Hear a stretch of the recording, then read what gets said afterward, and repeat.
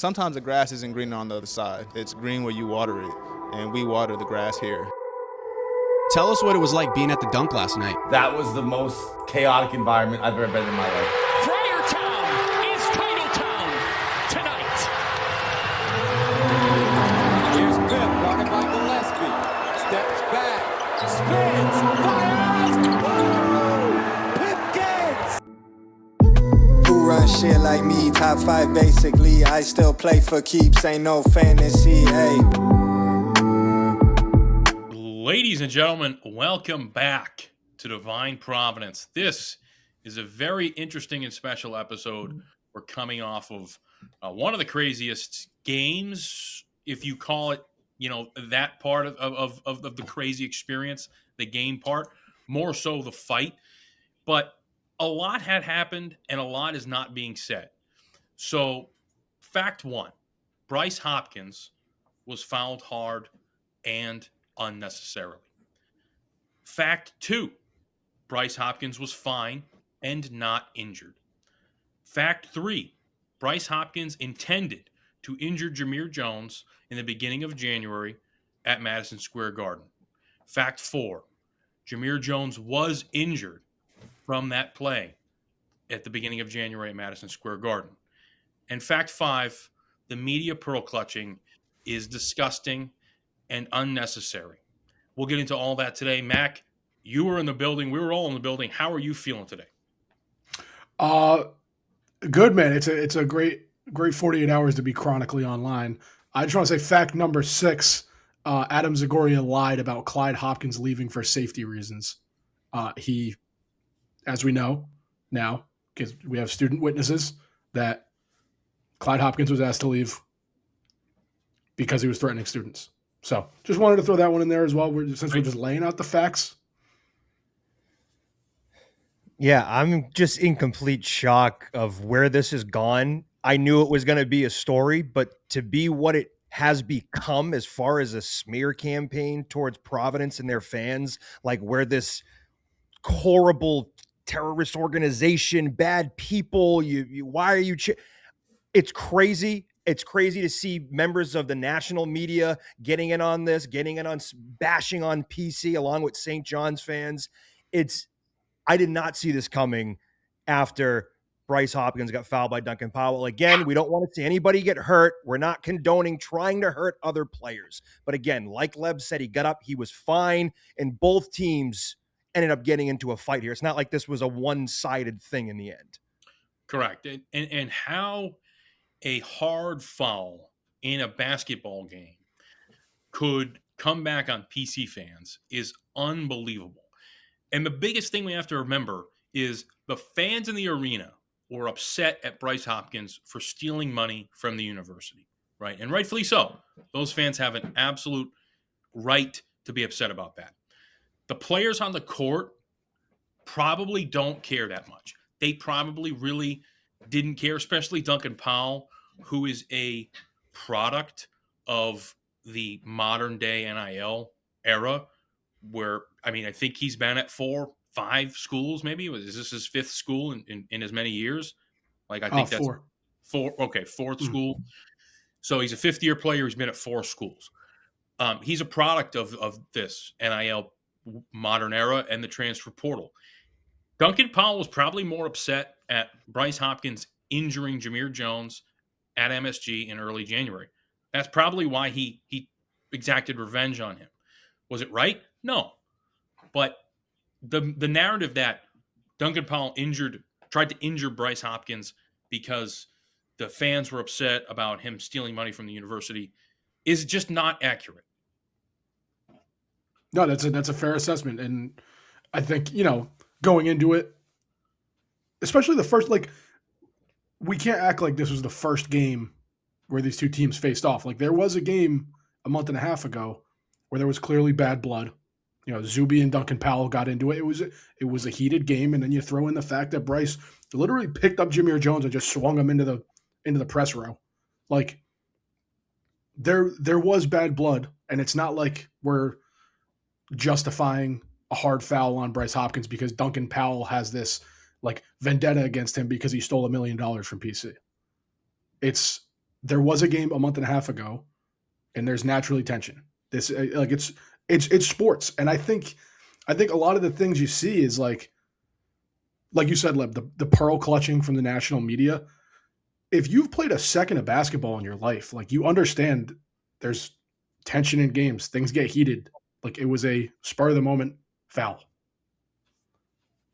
And if he actually did get hurt and he was on the ground in pain, nobody would have been cheering him laying on the ground in pain. He got up and a fight happened. Friar Faithful had a great tweet, and it was like, this is what they wanted us to do if after Hopkins had taken down, and it's the meme of Drake and them being like, no, they wanted us to be like, oh, how could this happen? No, you want us to be quiet? You really think a sold-out arena of a bunch of rabid PC fans is going to not get excited when something crazy is going on the court? I just don't understand that. And I go back to something like it's a completely different sport.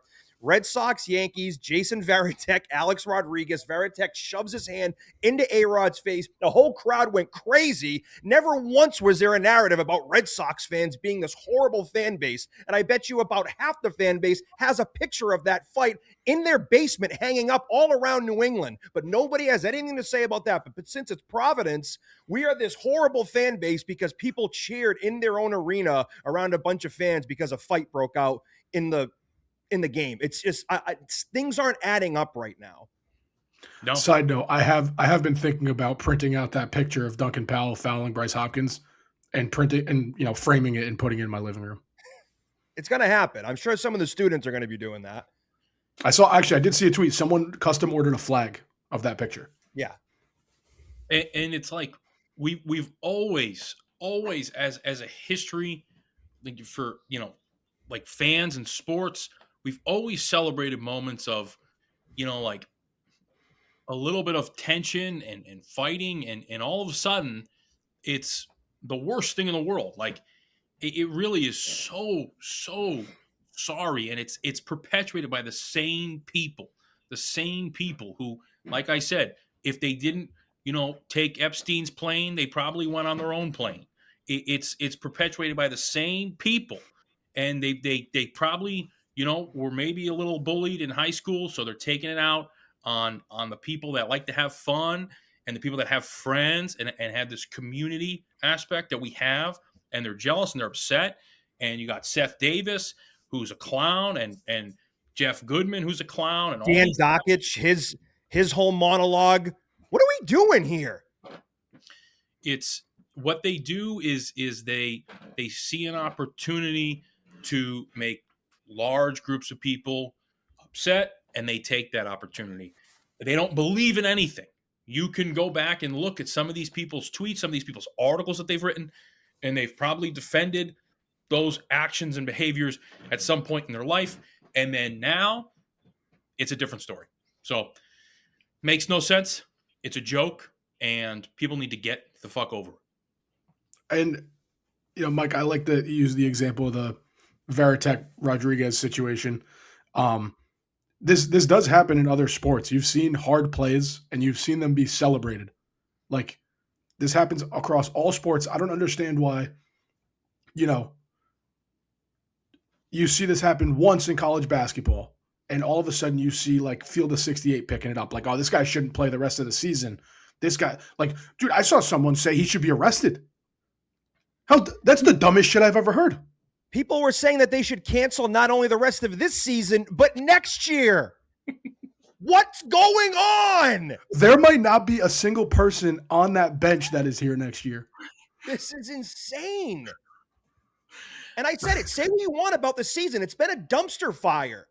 But to act like we're not going to back up our player against a kid who just stole $1 million from us, used our facilities all season, and sat out all year, like we're going to act like everything's okay and we're not going to back up our guy? Come on, man. College basketball, national media is better than that. Come on. And Jack Mack had the tweet. They said, people want the old Big East back until it actually happens, and now you don't want it. Go watch Requiem for the Big East and see how many plays like that happened, and they were 10 times worse. And people celebrated it, and they lament for it every single day of their lives. They're like, oh, in my day, people were tough, and you had, people boxing out with their elbows, and you get an elbow, to the face by if you looked at someone wrong. And then, Duncan Powell has a hard foul, right? A hard foul that none of us agree with. And it's the takes that PC administration looks bad as a result. The fans look bad as a result. This is a guy who's been here for 8 months. He has no ties to the university other than the fact that he was brought in here to, he was given $1 million to play basketball, and that's it. For 1 year. For 1 year. And to act like he is the representative of a whole entire fan base is a complete joke. And one thing that I think isn't doing him justice is that one still shot of his hands wrapped around Bryce Hopkins' face. Yeah. Because had that picture not existed, I think a lot of the narrative is, oh, well, he grabbed him by the head and ripped him down. In real time, he I'm not going to say he's going for the ball, but he went up and he came down on him. And that's that. These are dudes that are 6'7", 6'8", 200 plus, all world class athletes. That is a quick split second moment. And you would be able to tell in real time if he was going for the guy's face to rip him down. And that is not what happened. Watch the replay, use your own independent thoughts. Totally. And I'll say this a million times. I do not want to see anybody get hurt. None of us want to see that.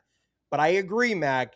I honestly think ESPN has been reporting everything on this story, including, the suspensions and the video and what happened. And they're using that picture, and it's very clickbaity. If that photo doesn't exist, I don't know if this gets as bad of pub as it does, because whoever took the photo, shout out to them, because it's an all-time picture.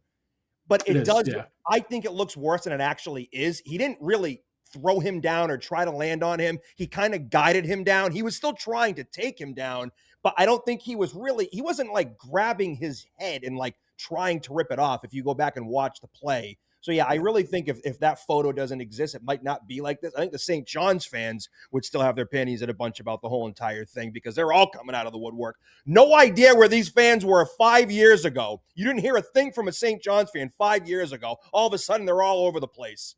And I got guys in my mention comparing it, because I said I'm backing up Duncan Powell here as a PC fan. He goes, I'm sure you guys are all still wearing your Aaron Hernandez jerseys. I'm like, are you comparing this to murder? I said, get a grip. Come on, guys. That's basically what the national media is doing right now. No, it's unbelievable. It's truly astonishing. Some of these fans, these St. John's fans, you would think that they just watched Saving Private Ryan.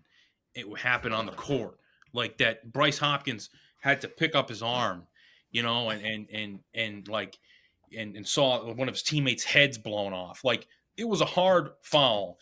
And like you said, Mac, in real time, things happen so fast, and there's so much just strength and quickness, and it's a fast break layup.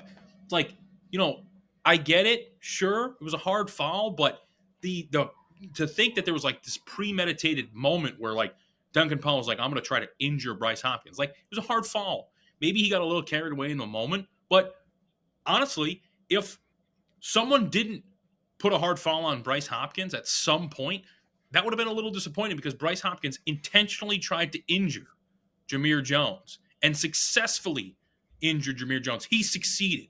Duncan Powell did not succeed in injuring Bryce Hopkins, if that was his intention, which I don't think it was.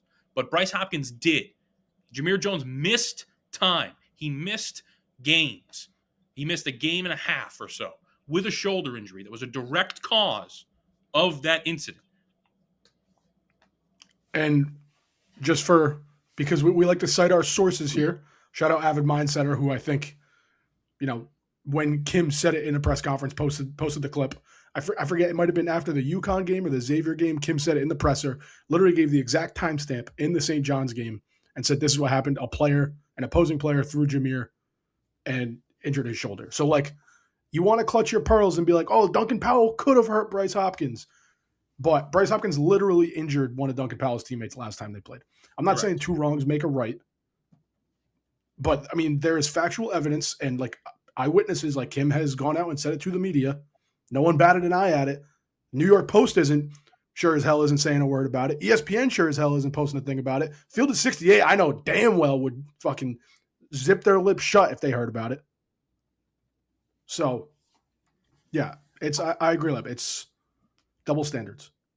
And what some of these national media members are doing is it's dangerous and it's damaging to the program and to the school to just be spouting out without any backstory. So like a majority of the people who see this on a national level here, when ESPN posts about it or whatever, they probably have no idea this guy even played at PC before or what he did to Jameer Jones. There's no backstory. All you see is a crazy photo, which is like, whoa, clickbait to begin with. And then you just see a big fight and you're like, well, these people suck. And that's all people have to think about anytime they see this logo. And that's dangerous and it's damaging to the program. I know they don't give a shit, but it is what it is. That's what they're doing. Right. You had, to sum up yesterday, you had a guy injured who injured Jameer Jones intentionally earlier in the season, getting defended by Rick Pitino, who is a known strip club slob and got a blowjob in a restaurant from a stripper, while Bryce Hopkins' dad, who is a legitimate criminal and a thief, was yelling at students and making throat slit gestures to students, 20-year-old female students at Providence College. And you had Adam Zagoria checking in on Clyde Hopkins to make sure that he was okay. A legitimate criminal and a thief. And then you had the coach, who is a, like I said, known womanizer and prostitute slob, condemning the actions of PC fans. Like, is this bizarro world? These people are the moral high ground? These people are the moral high ground. It's unimaginable. Well said. I'd hate to go back on, the claims you made on Pitino right there, because that was good stuff right there. He in the post-game presser, he like immediately shut it down. Anything that had to do with the fight, he completely shut it down. Like, don't ask my players, don't ask me. Ask me about the game. So I mean, he did condemn PC fans though for their intention of being. What did he say? If this isn't the fan base I knew, if you're coming out to just boo Bryce Hopkins and not come to the game, yeah, isn't that kind of along the lines of what he said? Okay. Never mind. Forget what I was going to say then, because I was going to say like, okay, well, at least he shut it down and there wasn't extra quote cards and more publicity of like, oh, one of the greatest coaches of all time had this to say about, cheap shot foul. Well, he has the media doing his bidding for him, which is those people that are in his pocket, right? Zagoria, the Zach New York Post guy, right? Zach Brazil has me blocked. I've never even said anything to him before. I went today to go respond to his article today, and what did he say? That we cheered when Jameer Jones pushed Zuby. Was it? Yes. Yeah. No. Yes. Yes. That's exactly what he said. He put in his article in the New York Post. Yes. Yeah. And we were all sitting together. The foul happened. We all just stood there like this. Right. Literally, no one said anything. No one react. Nobody cheered. We were exhausted by that point. We knew we were going to lose the game. We had a ton of, and that's what sucks. We had momentum going into the foul. You might have won the game. And if Sellers doesn't get ejected, which by the way, he gets pushed in the back. Sellers does hard. I forgot who it was on St. John's that pushed him, but he pushed him hard. So of course Sellers is going to go back at him. Yeah, correct. Sorry, I was going to say the Jameer push on Zuby, I think was more of like a hands on your head moment. Like what the hell are you doing? Correct. Right. That moment in the game, the context, like Zach Braziller, straight up dog shit journalist, bad at his job. Trash. And I hate telling people how to do their job. But Zach Braziller, if you're listening to this, you're dog shit at your job. Straight up. Sensationalism at its finest. Exactly. It's sensationalism. This is a man who lies for a living. This is what he does. He lied about New York Post. Right. It's basically, at this point, they're basically tabloid media for sports, which is sad because they basically invented sports media and how it's covered. They used to be such a respectable organization covering, possibly the most successful organization of all time, the New York Yankees. And now they're just complete tabloid, just nonsense dog shit. This is a man who lied about Bryce Hopkins getting death threats and had to come out with a statement after he messaged I was in a 3-way chat with Zach and a burner, St. John's burner. His name was Favre Fan. And what Zach did was basically he told this guy exactly what to say. And Zach would just be like, okay, yes. And I'll post the screenshots at some point. But he basically was in my DMs begging me to get PC fans to stop attacking him. And I said, the only way I will do that is if you come out with an apology. And he did. And we all agreed that was, right of him to do. But he lies for a living. This is a person who lies for a living. No one celebrated Jameer Jones pushing Zuby edge of 4. In fact, we looked at each other and was like, well, you got to be kidding me. Yeah, game's over. Like, that sucks. Like, what are you doing, And then you saw, like, Kim with his hands on his head, and I was like, oh, Kim's not happy. Like, that was literally everyone around us. Same exact thing. Yes. And it's a crazy week. This season has been fucked. It's been such a roller coaster of emotion, and we're now to the point where Cooley is shitting on UConn's crowd. So now we have PC fans going to bat for UConn people for that. And then I see UConn people going to bat for Providence fans because of the St. John stuff. Wild stuff here going on. And Georgetown fans are siding with St. John's fans. So you have these Georgetown fans who've always been the morality police of, like, the utmost highest moral high ground. And they're now they're joining with New York sports fans who are the most morally corrupt people in the entire world. And Georgetown fans are siding with St. John's fans. And I'm living in a bizarro world that truly should never exist. It's crazy. It's crazy, man. I do want to say shout out to the New York Friars, because I did have that thought. Kind of during this whole thing. It's like, oh yeah, New York, like St. John's fans, like classic New York. But there are New York Friars, so I want to a lot of them. A lot of New York Friars. I want to give a shout out to the New York Friars. And Jersey. But they will be the first to tell you, like, yeah, New York fans are fucking crazy. Like, they're not hiding behind their identities and pretending to be the moral high ground. So I'm not criticizing New York fans. I love their passion. I love Philly fans' passion. I love Boston sports fans' passion. But they're not, we're not sitting here saying, like, oh, what your behavior is disgusting. That's what's so crazy about this, is that it is the New York folks that are coming at us for a hard foul and a fight where was there really a punch that connected on anybody? I mean, Powell had the crazy elbow. He was coming in. Sellers got pushed in the back really hard, and then he ended up going after him. I forget. He didn't land a punch, but he went after someone. Yeah, it was crazy. It was fucking nuts, man. I get it, but it's like, this is the Big East here too. And, like, these are New Yorkers. These fans are tough too. Why are we coming out of the woodwork here, ripping us to shreds because the crowd was going crazy in a very intense moment? I just can't wrap my mind around what's happening. Mm-hmm. Yeah. It's crazy. They see an opportunity, they have an agenda, and they're trying to push their agenda. Just like they didn't tell the whole story when those kids were, chanting "fuck Kim English," right? The media, the national media, they try to spin it as PC fans got together to chant "fuck Kim English." It was a snow day, and they were all probably been drinking all day. I've heard from people that they were chanting, like, they had Drake May chants for like an hour before they did that, and they just got a little carried away, like they were just having fun, and they're mad at the coach, like, whatever.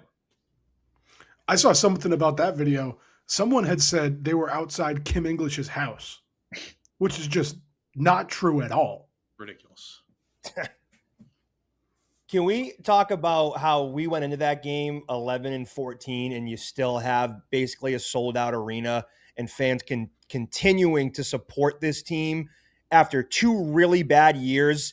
Let them know. And these fans are still filling up that arena, and everyone's still continuing to go after PC fans. How can you hate on a program and a fan base that supports their team like this? One word, 4 letters: fear. Yeah, absolutely. They are scared, and they're scared at the potential. And Curry Hicks Sage on his Spaces last night said it best. There are very, very, very few coaches that would see the behavior of PC fans and say, I don't want to coach there. In fact, it's the opposite. Having a rabid fan base is never a bad thing, especially in college sports. And you can say whatever you want about PC fans. They are intense. They're intense and they're a little insane. Does that make us bad people? Absolutely not. But if you get the right person here, they're going to feed off the energy of the fans and the crowd. Kim's the wrong guy. He's the wrong guy for the job. His personality is not a match. He's in over his head. He probably didn't understand what he was getting into, you know. And when someone offers you that much money, you're probably not going to turn it down. But Curry Hicks Sage said it best. If you get a guy like Josh Schertz in this situation, who's out at the bar after the games, drinking with the fans, getting the fans into it on Twitter. Josh Schertz is joining Twitter Spaces, chopping it up with burners at St. Louis. If you get the right guy for this job, this is a sleeping giant, and it'll explode. And you know, we've done a bunch of search season content before, but just the more I see of Josh Schertz, the more I can't stop thinking about the idea of him with this fan base. Is like he's going, like you said, he's joining Twitter Spaces, he's going to the bars, serving drinks behind the bar, he's doing this like media tour right now. Like he's on TV, and like this would be a match made in heaven. So some people were saying, I'm sorry, Mike, real quick, I just want to add to that. Some people were saying, like, this might deter coaches. If this deters coaches, I don't want them. Right. Well said. 100%. And also, Kim was the guy who said, I don't want to calm him down. I want to rev him up. Correct. I just want to put that out there. But you really need to get the right guy, right character. And we talked about that on the Search Season episode. This is, I think I said this last episode, this is probably the most important hire in the program's history. Definitely. Mm-hmm. Absolutely. Well, character is one of the most important things when assessing a job here. Tim Welsh wasn't really the right character fit. He wasn't a bad coach. He just wasn't really the right character fit. He stayed a long time. Keno Davis was the worst character fit for this. Kim English, maybe just as bad, if not worse. Ed Cooley, perfect character fit for this. You mentioned the Curry Hicks Spaces too. I want to get your guys' thoughts on this. He basically said, you know, there's two routes you can go if you're PC with the hire. It's, do you want to hire a coach who is out and about, like he's you know, serving drinks behind the bar. Yeah, like the perfect character. He makes you feel like you're a part of the program. And then like you're kind of just good enough. Like you're not terrible, but you're not like contending by any means. Basically Ed Cooley. And or would you rather have a coach come in and just be like kind of like watching paint dry, like he's kind of a boring dude. He doesn't really bring much, but he wins games and like he can turn you into a contender. And I think I want to get your guys' thoughts on it, but I just want to say, like, I think Josh Schertz is the one coach out there that is like the best of both worlds. He's the exact best of both worlds. The only downside to Schertz is that he probably, you know, if he has the success that we all believe he can have here, he's probably a 5-year guy, which is fine. I'm fine with that. But that's the only downside. Yeah, it's hard because the bottom line and all we want to do is win games. So, I mean, in the end, that's really all I want to do. I guess the pomp and circumstance doesn't matter in the end, but I still do think you need to you need to be built different in order to have this job. And I think that characteristic could end up leading to wins and losses in the end, and you be able to have the mindset to survive a crazy season like this or a crazy one like last year. And I know NIL right now, anything could happen. So any of these teams could flip the switch in a heartbeat, but the Big East right now is wide open. I know like teams could get better next year, but there's never been a time that you not take over the conference, because UConn's always going to be up there, but it's there for the taking. Yeah. The Big East needs a long-term number 2. It has not been addressed. You know, I thought Marquette had the ability to be that. Mm-hmm. I've thought that Creighton had the ability to be that. St. John's has been that this year and last year, but St. John's history points to absolutely zero like clues that they might be able to sustain and continue success. They have, you know, Rapol, Rapoli or whatever his name is, the smart water guy, and they have Patino right now. Patino is in his 70s, and eventually this guy is probably going to get a little tired of, putting up $15 million for a basketball team every single year. So those things don't last forever. And we are kind of entering a weird time in the Big East. You mentioned Patino's age. He's going to be 74 at the start of next season. McDermott is probably on his way out. Shaka Smart, we don't know. We don't even know if he can use the portal. Thad Mott is on his way out the door. Like, it is for the taking. It is for the taking. And I think if you make the right hire, it doesn't even have to be a home run hire. Get on base, knock one off the wall. Like, you're talking consistent top 4 in the Big East for a couple years at least. Mm-hmm. You know what's unfortunately getting buried in all this smear campaign of PC is just how shitty Bryce played. Yeah. This guy played 35 minutes, 3 for 14 from the field. He was 0 for 2 from 3-point land. Just a lackluster performance from this guy. And he really shit down his leg, and you could just see it. And that's unfortunately getting buried. And the fact that we beat them at their place already, and we were playing 2 walk-ons once everybody got ejected the other day, but nobody's talking about that either. But I just wanted to flag that.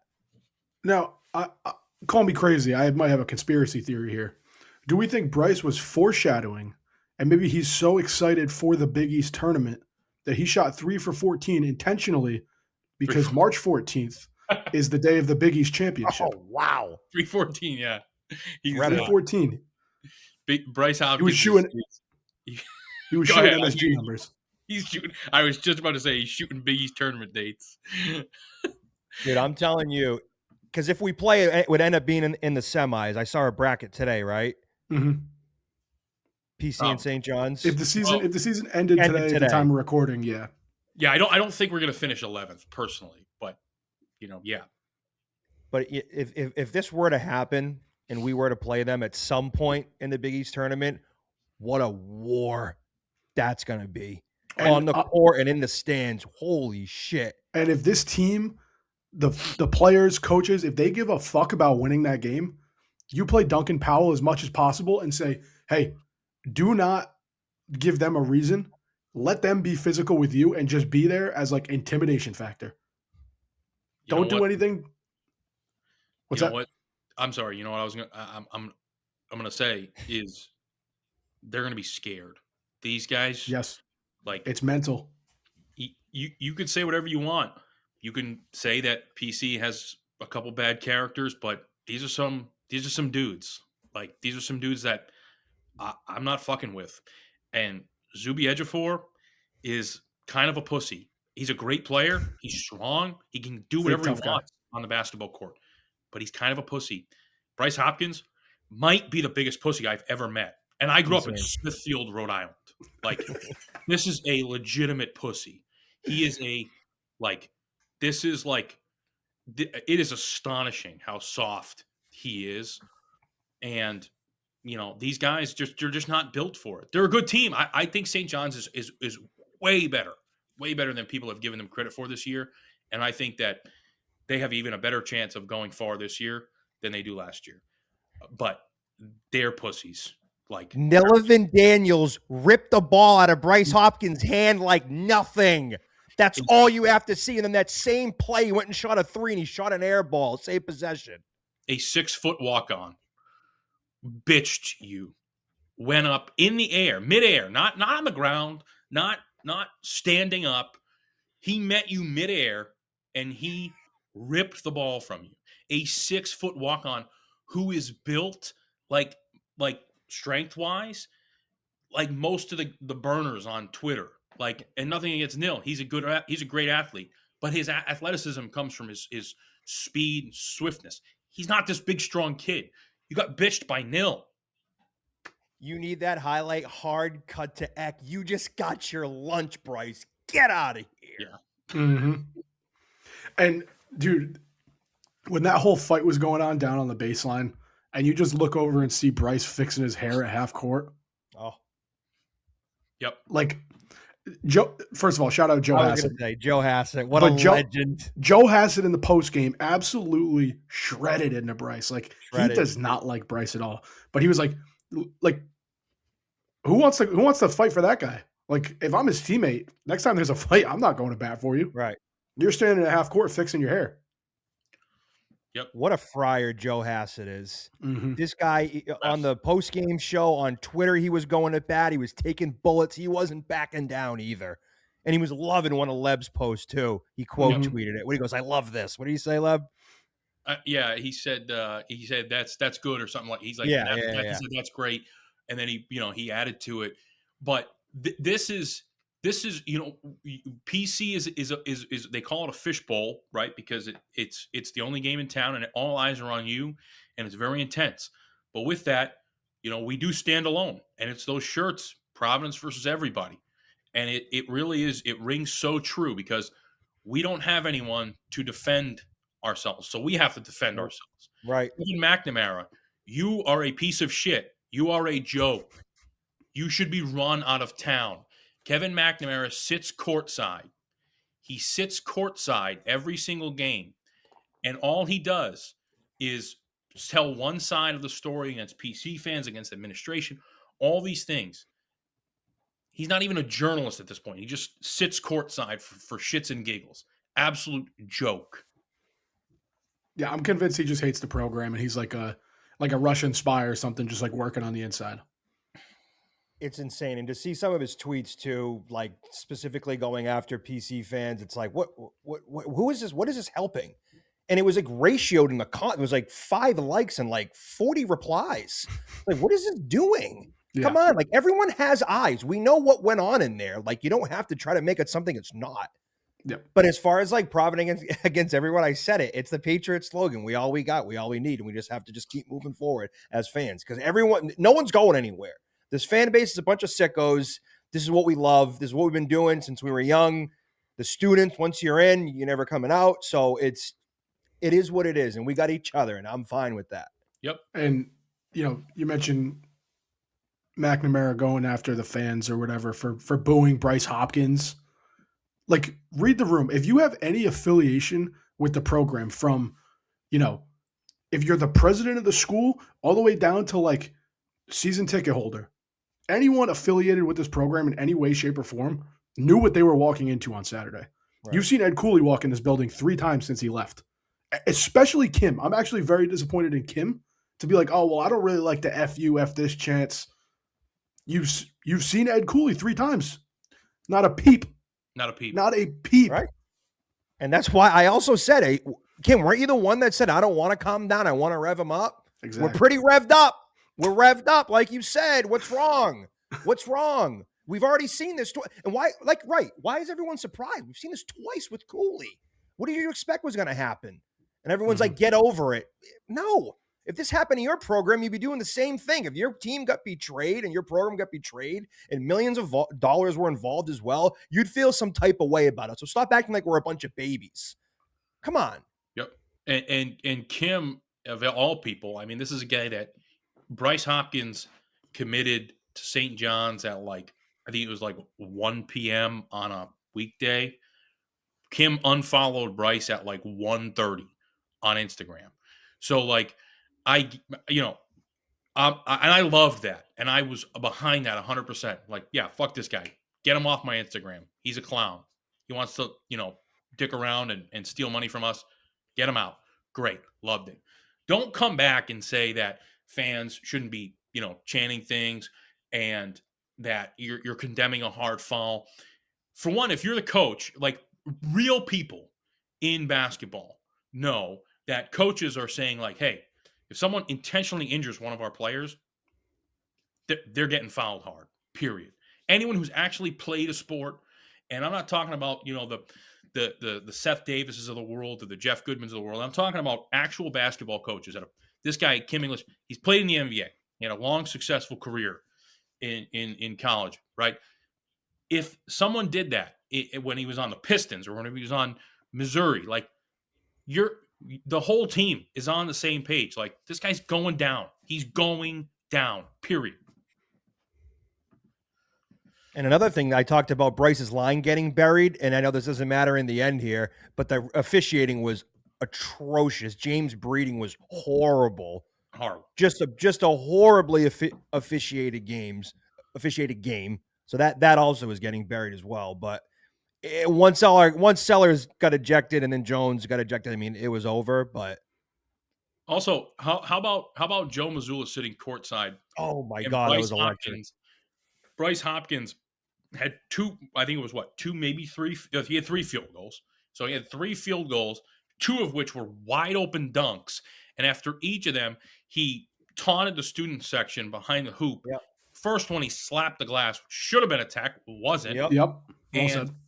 Should have been a tech, slapped the glass, taunted the student section, and you got 2 wide open dunks. You embarrassed yourself against the local basketball coach, NBA coach, and had a terrible game, airballed a shot, got bitched by Nil, slapping the glass, taunting. Your dad was taunting students, making throat slit gestures.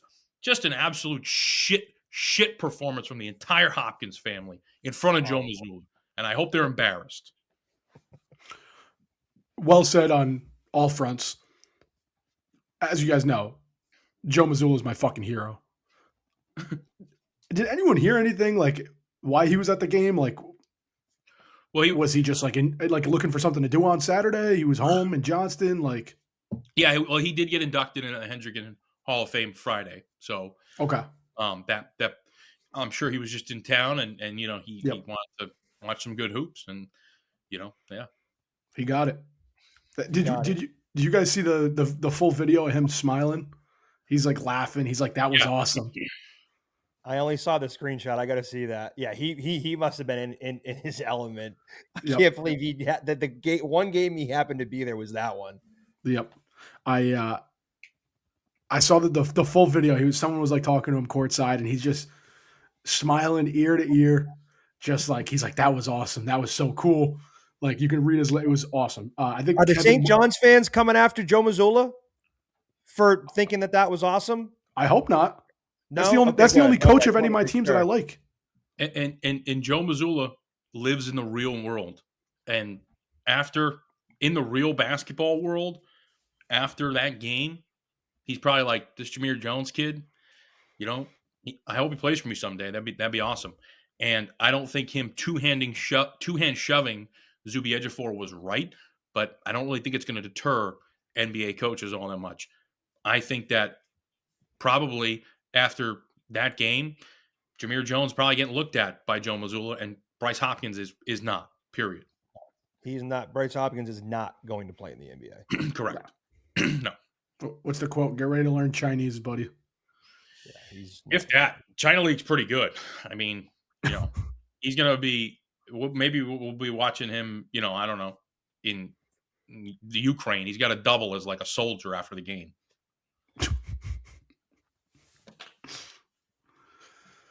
Oh, I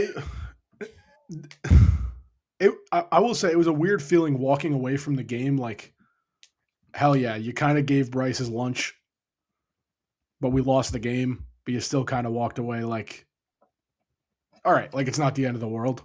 I don't know if that's apathy or more of like pride of like, fuck Bryce Hopkins. No, again, it's people like with Rick Pitino saying, "Oh, you showed up, to boo Bryce Hopkins." For one, like this would have been a sellout either way because St. John's is a good team and it's a Saturday at 1:00.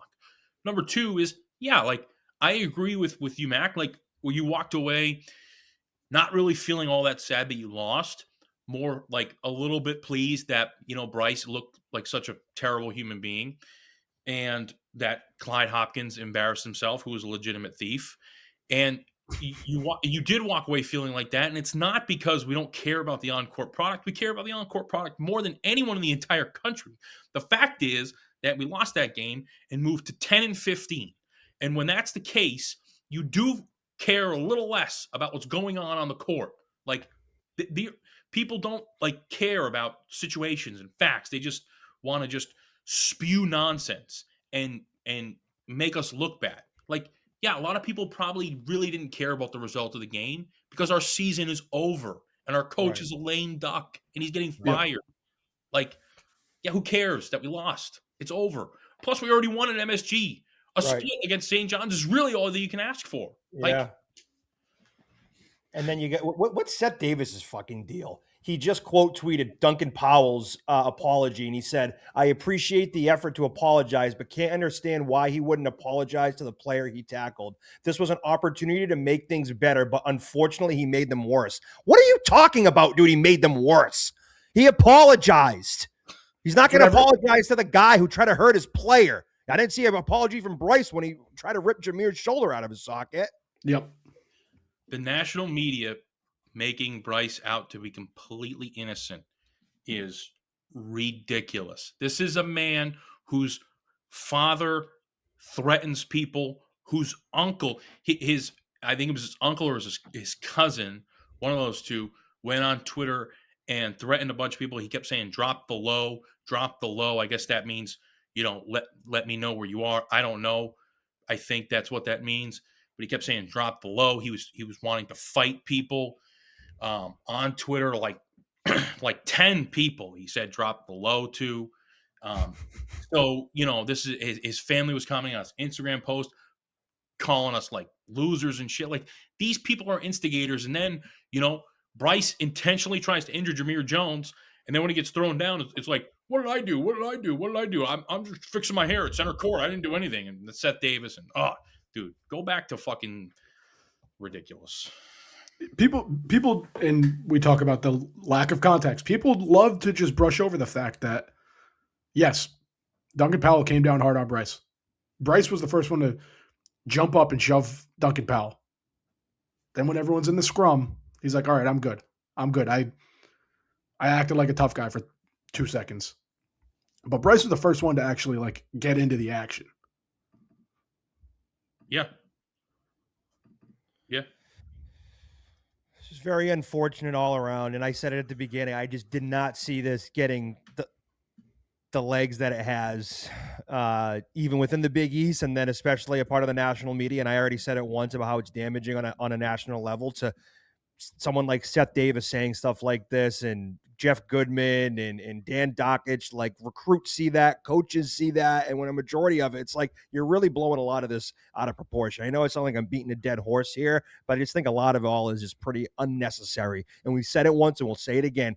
We do not want to see anybody get hurt. That's not what we're trying to get at here. We don't want anyone hurt, and luckily nobody did get hurt. Yeah, and people are forgetting that. People are forgetting no one was hurt. There was no intention to hurt. It was a hard foul. Hard fouls happen in sports. No one was hurt. No one intended to hurt anyone. Right. No one got hurt Saturday. Jameer Jones did get hurt January 3rd at MSG. Correct. And we were talking about it before. I know this was in the 80s, but wasn't it 88 St. John's Providence, and there was actual punches thrown by St. John's players and connected and maybe even got into the stands? What happened in that whole video? I forget exactly, but it was ugly, and I know the video. It was, I think, Biggie's Rewind is the account on Twitter that posted that video the other day. It's just people are really forgetting about a lot of things that have happened in sports, and especially with their team and with their city, and all of a sudden none of that's all of a sudden happened, and we're the bad guy in the whole country. We're the worst. We're the worst. Yep. If you ask someone their favorite team, pro, college, whatever, you could go through the history of their franchise or program and find a play that was dirtier than that. I'm not saying it wasn't a dirty play. It was clearly a dirty play. But if you tell me you're a San Jose Sharks fan, a West Virginia football fan, Colorado Rockies fan, I can go through the history of your team's games and find a play that was dirtier. It's sports. This happens. Xavier in Cincinnati had a full-out brawl. Right. Fans were involved on the court. It was at the time it was, wow, this is a really bad situation for both schools. There was a brawl that happened. St. John's bench cleared. PC's bench stayed on the bench. Right. And I don't blame St. John's bench. If I'm on St. John's bench, I am running into that fight. I am jumping into action. But why are we not condemning both sides. Why is it such a one-sided thing to look Crazy. back and say this is on Providence administration, PC fans, all this nonsense? It's such bullshit. Was in the Charlotte Hornets fight the other night, were people condemning the Charlotte Hornets organization after that fight happened? Charlotte, Like that. the people of Charlotte. I've seen the people of Providence should be ashamed of themselves. Right. Like, are you losing your mind? Like, I understand you want us to go away, right? I understand that maybe you might find us annoying, that you might be a little jealous of our passion, our organization, skills to come together as a fan base, but we're not going away. We're never, ever going away. Incidents like this only bring us closer together. We're all we got, like Mike said, right? All that's happened is you just created a million more Friar fans. And we will become stronger because of this. And we will not go away. And we will not back down from the media narratives, the spin zones, the just absolute bullshit that is said about PC fans. We're only going to become stronger, and we're going to control the narrative, the truth. That's all that matters. Yeah. You just created a million Duncan Powells. Yep. Yeah, I agree, Lep. And this is in year 2 of the worst stretch of Friars basketball, maybe in program history. That might be a stretch in saying program history. It's been 99 years, but when this thing's humming, like, yeah, I understand why people would be fearful of this program, this fan base, like, because it will be a powerhouse. One good season, and this fan base is on fire and nationally recognized once again, because we saw it not too long ago. Not too long ago was this program humming, and this is the best fan base, and the Dunk was a top 5 home court advantage in the country and like a destination for college basketball fans. Like, and we're not too far removed from that. And some of these quote tweets I'm seeing and in replies on Duncan Powell's apology is fucking insane. We got another one here saying, talking about how because we're supporting him in his apology, we are toxic, classless losers whose concerns lie more with loathing a former player than they do with actually winning basketball games. Yep, you're totally right, guys. You guys nailed it right on the head. I don't want to win. I just want to boo a player and lose all season. 11-15, baby. Yeah, we love losing. Get a grip. And it's so true, because all we've said all year is we need Kim English out. And like all we've said all year is we all love Kim, as a guy. But the reason we want him fired is because we're not winning. If we didn't care about winning, then we wouldn't be wanting to fire our third-year coach who we have to pay $10 million to get out of. It's the takes are so just embarrassing. And it make sense. People will be like, "Oh, well, Friars, you guys are last place in the Big East." Yeah, dude, we know. We've been wanting our coach fired for the last month. Like, try a different one, man. I can't feel emotions right now until Kim English is not the head coach of the Friars. So, you're running out of bullets. Yep. Well said. But yeah, Mike, they definitely cracked the code. I enjoy losing. They did it. They definitely cracked really the code on did that one. You got it. You got us. We love to lose. That's all we want to do. We're having a great job the last 2 seasons. What are you talking about? It's the whole reason why people are fans, to see winning basketball. And unfortunately, yeah, that hasn't happened for us the last couple of years, and it sucks. And nobody likes it. Nobody likes to lose. I don't care who you are. Nobody's having fun right now. Also, we were talking about the, Kim kind of pseudo defending Bryce in the post-game presser. Bryce being injured and then holding the program hostage for a year and a half is the reason Kim English is going to be out of a job in a month. That is the sole reason. Like, they were number 23 in the country when Bryce went down. We're having a completely different story. This team was one of the last teams out in 2024. You throw Bryce Hopkins into the mix before he went down, and you were 23rd ranked in the country. This is a totally different narrative. Kim's first season goes completely differently. Having Bryce the full season, the entire narrative is different. We're not the 9 seed in the Big East. So it's weird to, I mean, obviously relationships are one thing, but like you said, like he unfollowed him on Instagram the second he transferred. Like, it's just weird to go to bat for him. He and he's trying to save face because he knows he's getting fired. And if he knew he was coming back for a year 4, he'd be saying a totally different tune. He would be trying to win the fans back. He'd be trying to, protect the school, the university. He hates Bryce Hopkins. This is clear. This is evident. And bottom line is, Bryce Hopkins sat out an entire year when he played 3 games and looked totally fine. He played 3 games and looked totally fine. We beat DePaul, we beat BYU, and we lost to URI. Those are the 3 games he played. Sat out the rest of the year, derailed an entire season. Mind you, the season he derailed, which was last year, he, on the very last day of the portal, before going into last year, he held the university hostage. We had a whole hashtag on Twitter after finding out that he was going to stay. It was hashtag to stay, right? Because he held the university hostage. I remember talking to Dave Coletta because his dad was very close with Clyde at the time, trying to get the scoop, figure out what's going on. That was so going into 2024, 2025. So that was like May of 2024.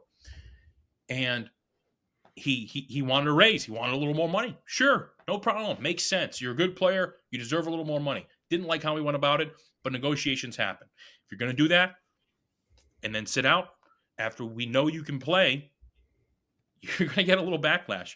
And I'll tell you what. I'll tell you another thing. And people might not like this, but next time a player thinks about stealing NIL from Providence College, I'm going to think twice. They're probably going to think twice. And we're probably the only university in the entire country right now where a player will do that, because there are real-world repercussions to stealing money. People that work hard for their money and donate to the program, that money goes to the players. And you steal it, and now players are going to think twice. They're probably not going to sit out. If they're hurt, they're probably going to play, period. Can you also think about all the hard work and hours put in by all the Providence College trainers and medical staff that was probably waiting on him hand and foot for a whole season when he decided he wanted to sit out and still collect his paycheck? And they were probably working on him. They're working on the injury and doing whatever they got to do to get him healthy for next year, all to get him healthy for another team in the conference. Think about that. Yep. And I have a little bit of a deeper conspiracy that runs a little bit deeper and goes back to what I said before about holding the program hostage on the very last day of the portal. And it was rumored at the time that he was talking to other teams in the conference on that day.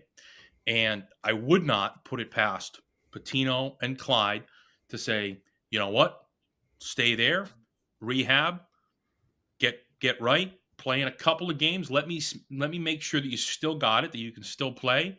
And next year, we'll bring you over here, get a little more money from PC. So sit on your ass. And then when the season's up and you're feeling good, in March, we're going to sign the deal.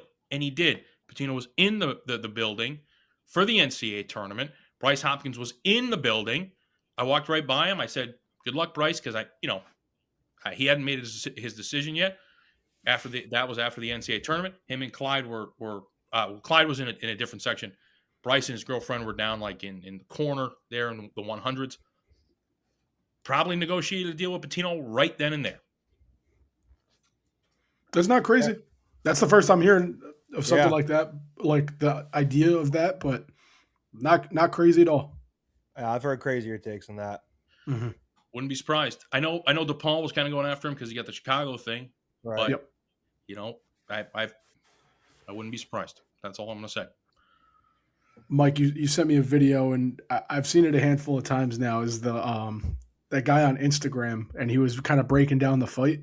He's like, where are you from? Yeah. This dude's just like breaking it down. He goes, "Where the fuck are you from, gang?" He does a lot of those. They're funny. Yeah. I saw it was like number 270 or something. I was like, "Oh yeah, this guy does that." That's what he does. Yeah. Dude, I love that. He's like Chicago, okay. Then he saw Fenwick High School. He's like, "Oh, you ain't hard, gang." Yep. That's fucking hilarious. This thing's ending up on House of Highlights. This thing's ending up on you name it. Like I got people coming out of the woodwork that have no clue of what PC or what we're doing, but this has been everywhere, and everyone is sending this shit to me. Every publication is running with this. It's crazy. The Twitter account Breaking 911, who like that's like how I found out about like the Russia-Ukraine war is like talking about like a brawl at PC. Yeah. I'm like what? Unbelievable. And honestly, Twitter has just been, I'm exhausted at this point. No. I'm on it right now because we're doing the show and I'm going through, and it's still because like the apologies have been coming out from Jameer and Powell and whatever and the school, and it just keeps it going. It keeps it going. And after tonight, like I just gotta like chill and like get off Twitter for a little bit because I'm just exhausted by the whole thing. Yeah, Twitter is a cesspool right now.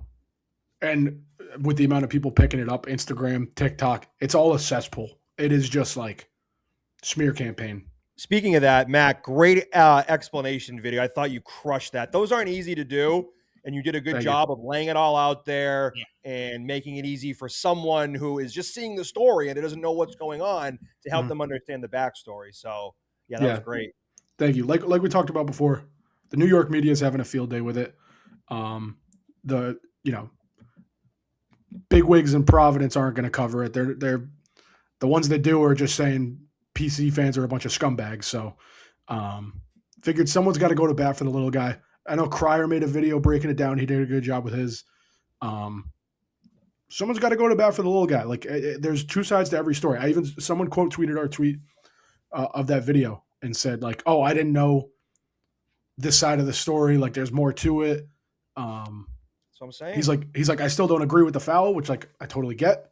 He's like, but I understand that there's context and, so, and that's important with stuff like this. Like you said before, Mike, like this can be detrimental to a team, a program, a university, like 100%. And like these fucking douchebags in New York writing clickbait articles. Yeah. It's insane. Can just like derail your program. That doesn't sit well with me. Like I don't like that at all. That video could have gotten 12 views. I don't give a shit. Like if one person changed their opinion on that situation because they had thought, they had fell victim to a clickbaity article, like that's more than okay with me. Right.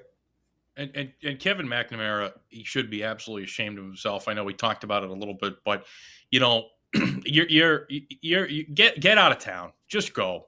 Just get the hell out of town, and you're not getting any more fucking Capitol Grill seafood towers from Steve Napolillo ever again. That's all you are. You're just a seafood tower slob. You just go from program to program getting fucking seafood towers. So get your shellfish somewhere else. You fucking slob. Yeah, and we've backed Nap up a handful of times on this show. I think with this whole situation, he's definitely in a tough spot.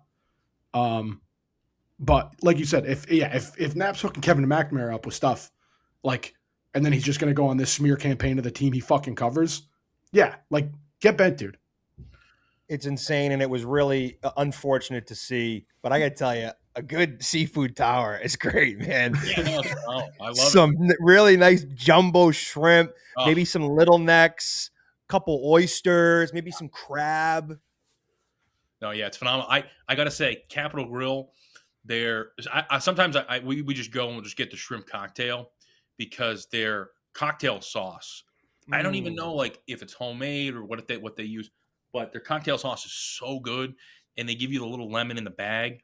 So it does no seeds, and you just a little lemon, a little cocktail sauce, and a little horseradish just on top, and then just one bite, just wallop those jumbo shrimp, and it might be one of the best things you can eat. I love it. The food cast kind of lost some legs there for a little bit, but Yeah. Mm-hmm. Oh, we were so sad. You know, we were more like cope eating rather than for joy. It was for, Snacks, just processed shit, just getting by. It's winter.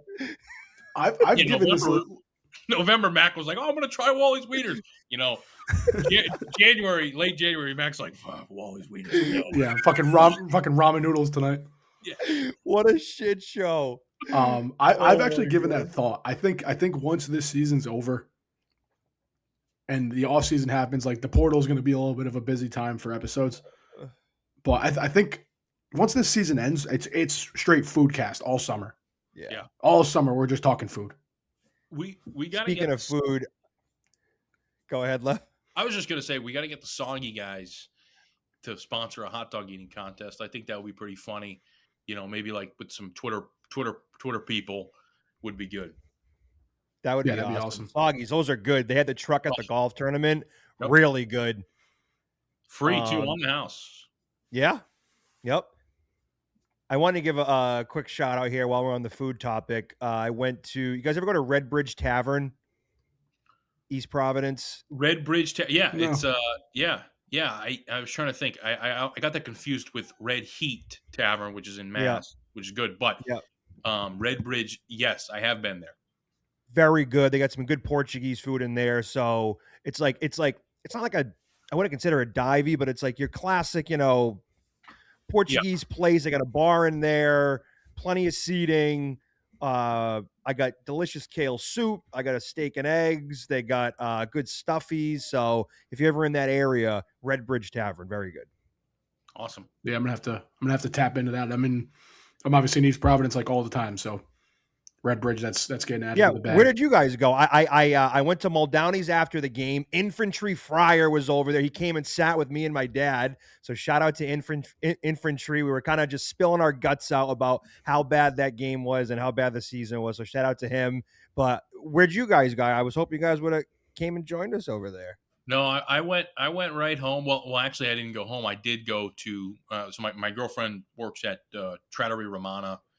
So it was Valentine's Day, so I went and sat at the bar, obviously, because we couldn't go out. Oh, okay, that's right. She's obviously very busy. Yeah, she bartender there, and I got the most phenomenal. Oh man, I'm smiling thinking about it. Braised short rib over risotto, with it was like sitting in a little bit of a broth, and then you had the veggies.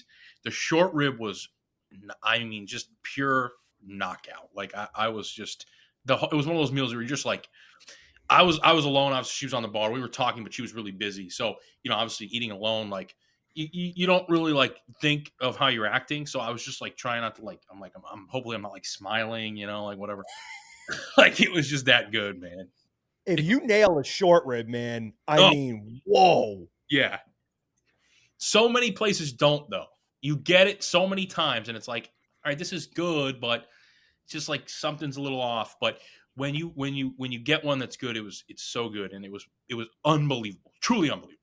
Wow. Okay. Yeah. Noted. Yeah. I'll give you guys one guess each what I got to eat after the game. First of all, I'm gonna guess where you went. I'm gonna guess you went to the what's the country bar? Moonshine. Yeah. Moonshine. I was at Moonshine at night. I was there for the Avid Mindsetter meet and greet. Yep. Okay. And then this food is what you got right after the game? Yeah. I swung by my buddies in Johnston, hit this place on the way, and then went home. Do I know what it is? Yeah, you would know what it is. On the way home. I don't have any intel, but I'm going to say it begins with a B. It does begin with a B. Come on, man. There's other food.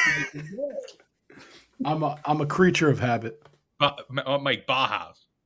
Oh my God! Come on. Sorry, man. I'm sorry about it.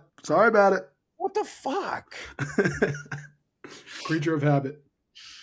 All right. Well, hopefully one of these games left, we could go somewhere. It's two weeknight games, which blows. But I still got to make it to track 15. I saw they were doing a watch party for the whole game. You haven't checked it out yet? Even just walked in? Still haven't. Honestly, if they do an away game, I mean, what time is What time's tip off Saturday? Do we know? They're playing at DePaul Saturday. Hold on. I think it's 8. Yeah, it's 8 o'clock. Okay. Mac, are you a big steak guy? Like, you like steak? Yeah, big steak. I'd say so. A little steak and mashed potatoes. I was just saying maybe a little end of season, to celebrate the end of a tumultuous season. Maybe like a little, splurge on a little Capitol Grill. Yeah, we should do something like that. I'm all for it. Yeah, can even turn into some maybe a little content like, hey, look at my steak. I would love that. I think it'd be great. Yeah. What's that other place I went to? My Rhode Island friends took me over there. It's a very unique place. One half, there's like plastic windows dividing it, and you can smoke inside on one half, and the other half has like really good wings. And you can literally see the people, and they're just like sitting at the bar, like ripping butts. I haven't seen that in a long time. Shit, hold on. I gotta find what the name of this place is. That's not ringing any bells at all. Hold on. It's in. I'm almost positive it's in Cranston. I'll find. That sounds phenomenal, though. Sounds really like a fun time. Good wings, good pie. Yeah, you guys got to take me around to some more roadie spots. I forget what the name of this spot is on Federal Hill. I think it's. Or it's no way. I think it might be Warwick, actually. Patio on Main, maybe? Right over on Federal Hill. That's a spot I go to pretty frequently. Okay. My buddy used to work there. Nice little spot. It's like right near the arena. We tried going to Chomp, but they weren't taking reservations because it was Valentine's Day and they were packed. You guys been at Chomp on the east side? Oh, yeah. I love Chomp.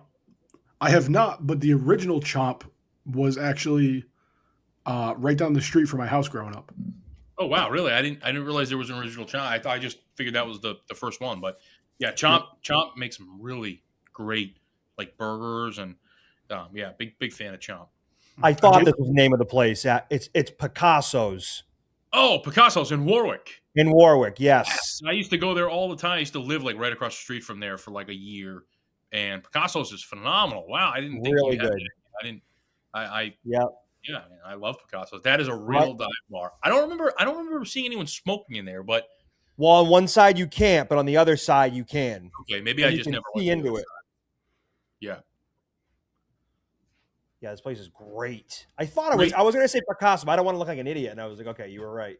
Yeah, great wings, great pool, little shooty pool, cold Bud Light, Sure.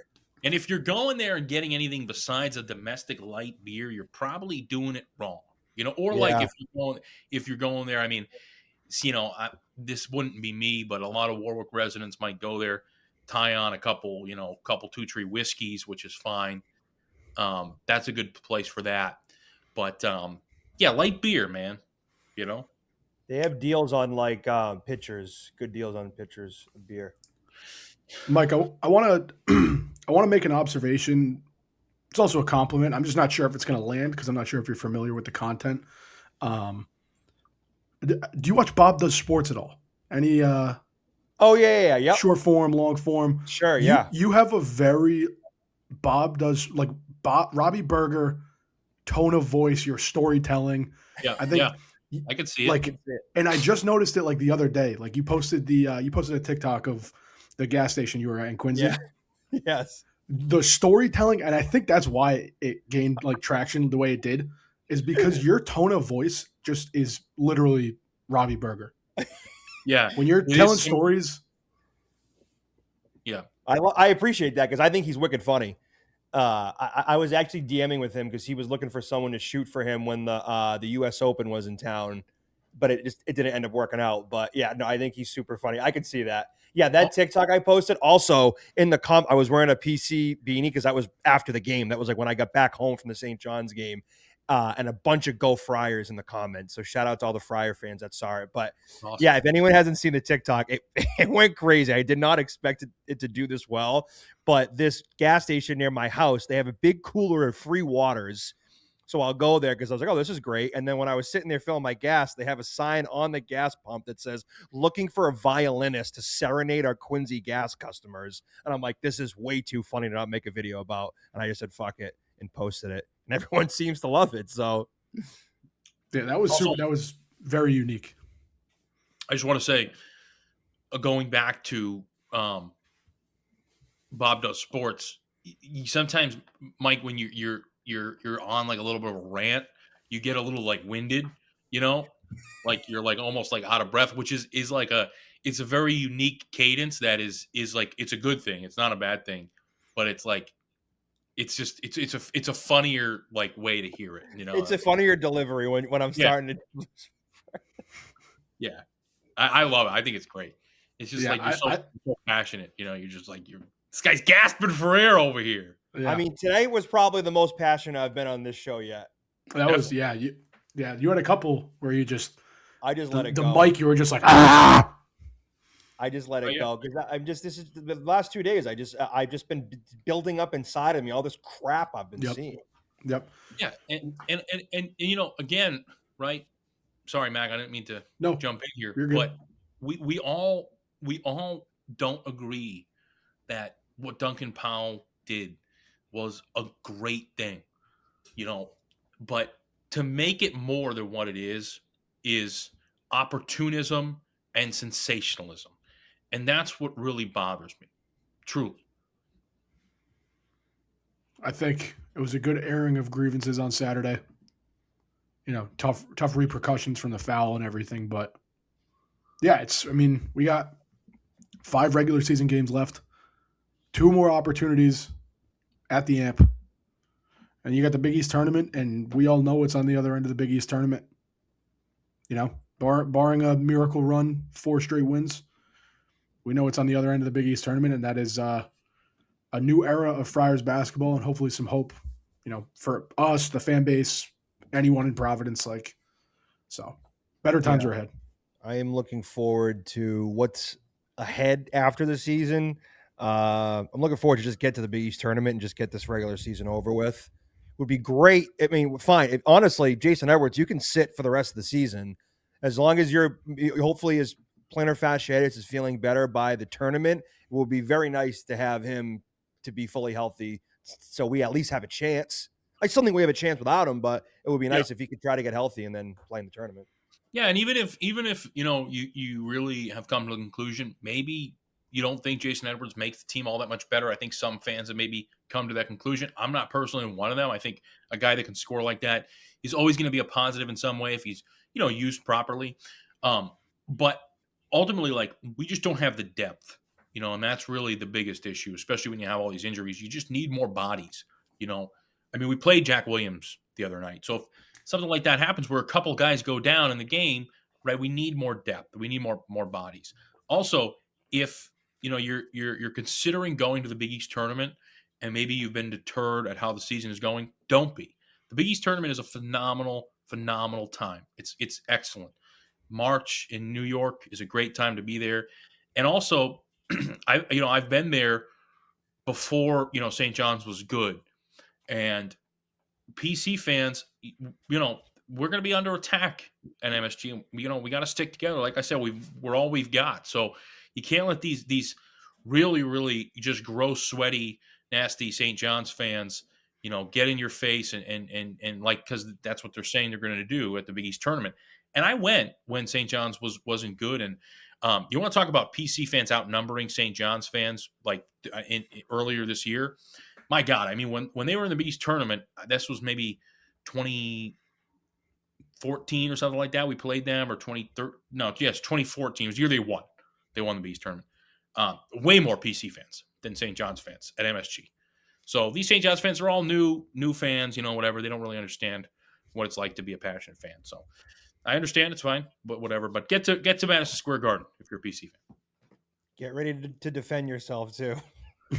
Yeah. Which I know we will. Well, maybe if we're not feeling safe, maybe Adam Zagoria will shoot us a text and see if make sure we're good. If we feel safe. Yeah. Okay, good. Thank God for him. Yeah. I do want to say quickly, I thought I thought Cole Hargrove has been looking a little bit better as of late. Yeah. And I was hoping to see some more minutes from him. And Kim kept going to Pinnis, which I thought was interesting. And then I kept complaining to you guys over and over again how they should go double big, and they finally did. Didn't really work out that well for him, but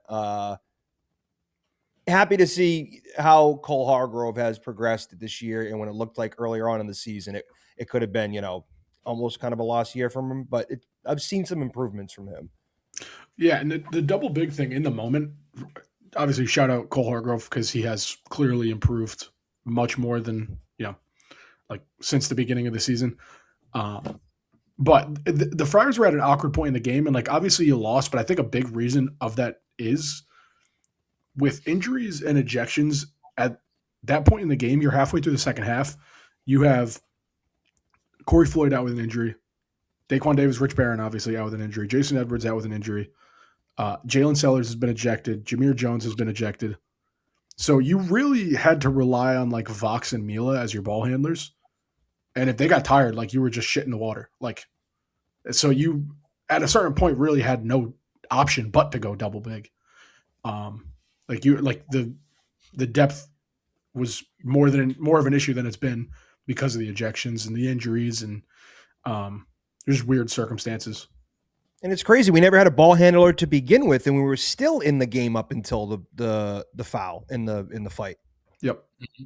I thought Hargrove gave great minutes, and then the second I think we said that to each other, he got pulled for Pinnis, and yep. I think Pateras could eventually be a good player, but I think it's just circumstantially I didn't know if that was the right time to pull Hargrove for him. I still would prefer Oswin or Hargrove in any situation over Pinnis at this point in his career. Not to say that he's not going to be a great player. He very well could be. But just at this point, that's all. I agree with that. Well said. When's the next home game? What do we got? Is this Xavier? Yeah, we'll have Crispy back for a weather report on that one next week. So for sure. I think it's going to be pretty mild coming up this week, which is great. Yeah. Because we've just had a brutal winter. Coming up this week, people can look forward to high 30s, low 40s. That's all you can ask for. The weather, by the way, like I know that's Crispy's job, but the weather, like you can kind of start to smell the spring air coming around. I don't know if it's just me or you guys have felt that yet. Really? I mean, it's still been cold, but like you're getting glimpses. I feel like. When you walk outside and it's like 36 and sunny, this is going to sound like I'm an insane person saying this, but I do hear what you're saying because especially with the contrast, like before it was like 5 degrees, dark, wind whipping, and that makes it feel like it's like the coldest you've ever been. And then when you walk outside and it's 36, sunny, and no wind, it's like, all right, this is actually like pretty pleasant. Like I don't like I pretty much actually feel like I need a sweatshirt, Mm-hmm. Yeah, I saw a video on my timeline today, and it was someone just said what this weather is starting to feel like, and it was just the March Madness theme music. Yeah, that's. And I know the Friars aren't participating for the third year in a row, but I am fiending for March. Well, speaking of a tweet like that, I don't know why I was on your TikTok, Mac, but it might be the first time I've actually went and looked at your post. First off, I saw you had one that had 1 million likes. Yeah. The Push and P one. Yep. How the hell did that have 1 million likes? Yeah, just Houston Texans were commenting on it, right? Yeah, it was like 7 or 8 NFL teams commented on it. Gunna commented on it. It was really big. People doing P in the comments. Yep. Yeah, it was just the P emoji. Crazy. And then you had another one that did really well, which was a Drake song, and you were like, no one knows that we haven't been able to play this in 80-degree weather yet or something. Yep. Oh, yeah. Yeah, good music and day drinking are like the greatest combo in my life. Yeah. The Push and P video, had that been like 2013, Mac would have got on Ellen DeGeneres. I know that's a popular meme. People say that 12 years ago is what have got you on Ellen. I'm actually serious. Mac would have been we're come on out, Kyle. That's good. Yeah. But nonetheless, it's it's been a tough time to be a Friar fan, but we're going to stick together, and we're going to, like I said, control the narrative. We have so many great, media outlets that cover the team on a small scale, right? Not whether it's for a large newspaper or anything, but shout out to the Crier, shout out to Billy Ritchie, Providence POV, Friar Podcast, us, so just that's where you need to be getting all your Friars information, Yep. not from these slugs, these just slobs that go from seafood tower to seafood tower. It's it's not them, it's us. It's the truth. And yeah, sure, we're fans first, right? But that doesn't mean we can't do a really good job of covering the team and talking about the team. Well said. Very, very, very cliche here, but and kind of corny, but it's very true here for our fan base. Tough times don't last, tough people do. And I think that rings true for our fan base. Absolutely. Nothing screams tough people like New Englanders. That's facts, my brother. Yep. Yeah. Better times are ahead. This show is, guys. Can we just take a second? I know we're kind of we're wrapping up soon, but this show, the energy, this show's gonna be fucking electric the second we hire a new head coach. Yeah, there's a lot to be done here. There's a lot of news that's going to be coming out surrounding our program in the coming months. Even though we're not going to be in the tournament, there's going to be buzz around the program. Everyone's going to get rejuvenated. People are going to be excited. So I'm looking forward to that. We since the show started, we haven't even seen our name on Bracket Matrix as you have first 4 out, next 4 out, then you have 4 more, right? The 4 more category, which is like if you're on the bubble, that's the category you don't want to be in. 4 more. We haven't even been in 4 more yet. The entire time the show has been on, right? So that's how far away we've been, and we still have built such a loyal and great fan base, and a little success from the team. And it's going to be just so much fun to bring you guys great Friar content and to have more stuff to talk about and less off court storylines to talk about, more on court stuff that we can celebrate and cheer for. So better times are ahead. The program has a phenomenal infrastructure. Don't let anyone tell you that it doesn't. We have an excellent donor base with phenomenal NIL contributions. We have an unbelievable state-of-the-art, brand new, facility that was incredibly expensive. We have a rabid fan base, and the Dunk sells out, almost every home game, that every Big East home game. We just need a good coach, and we'll be a premier Big East program once again. All it takes is one good hire. Yep. and that, I'm telling you, that facility blows me away every time I've been. If you haven't had a chance to go check out that Rouen Development Center, get in there and try to see if you can take a tour. People say it's better than some of the NBA facilities out there. Just so you know in the back of your head that we have that in our back pocket, and that's a huge deal and a big sell for a coach or a player coming in to PC. Yep, absolutely, 100%. You guys got anything else? Go Friars. By the time this episode comes out, I'll probably be on my way to Kingston, Rhode Island to say what's up to our future coach. That's all I got. It's always going to be Go Friars. It's as simple as that. Yep. And if you're not defending the program and you're a Friar fan, then what are you doing? Defend it. Get in the war. Get activated. Hell yeah. Hell yeah. All right. Well, we love all of you. Go Friars. We're one big family, and we're always going to be us against the world. That's right. Friar.